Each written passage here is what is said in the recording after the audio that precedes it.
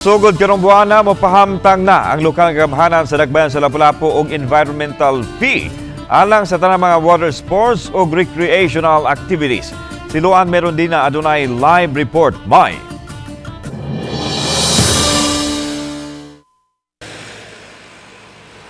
Lan kun sa nahaunang proposal sa environmental fee, 100 pesos ang mabayran sa mga langyaw samtang 50 pesos sa mga lokal nga turista. Sa revised version sa napasar nga ordinansa, 100 pesos ang ipatuman nga environmental fee, mapalangyaw man o lokal nga turista.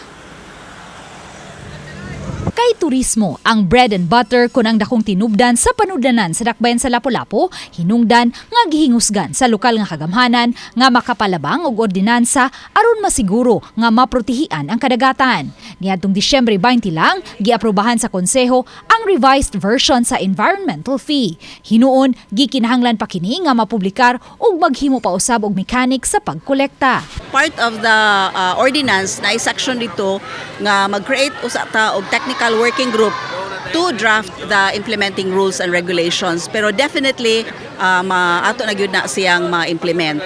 Gitataw hinuon ni Konsehal Annabeth Quizon, kinsa mao'y mipanday sa mong ordinansa nga dili kolektahan og environmental fee kadtong mga ligo lang sa dagat ilabi na sa kabaybayunan.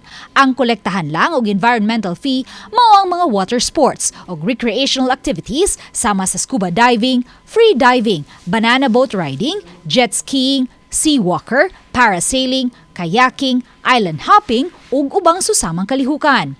Hinuon, exempted ang mga residente sa Dakbayan sa Lapu-Lapu nga makapresentar og ID di inapatik ang ilang address. Samtang exempted usab ang mga batang na nag-edad og 12 anyos paubos. Samtang 20% ang diskwento alang sa mga lokal nga turista nga mga senior citizens ug PWD. Ang mga pantalan sa Angasil, Punta Engaño, Maribago ug Marigondon ang lakip sa mga dapit diin himuon ang pagpangolekta. Ay mag-hire pa ta sa mo-collect, unya napatay IRR katong implementing rules and regulations, unya kung pwede pod among gihangyo nga naagyo tay online payment para sayon na lang sa mga turista nga pwede ra sila mag QR code na lang.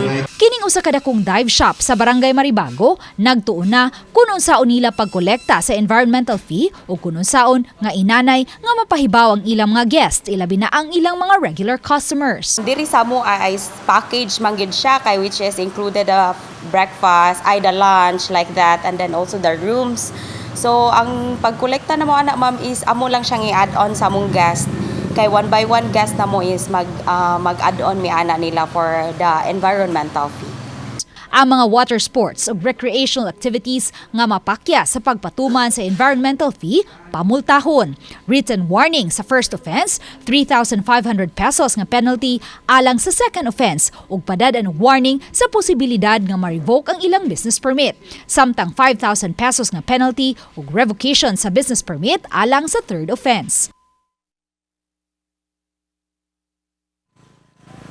Lan 70% sa makolekta nga environmental fee ideposito ngadto sa trust fund nga giumol sa lokal nga kagamhanan alang niining maong katuyuan. Samtang ang 30% gamiton sa administrative, miscellaneous ug other operating expenses sa lokal nga kagamhanan. Lan? Okay, daghang salamat, Luan Meron Dina.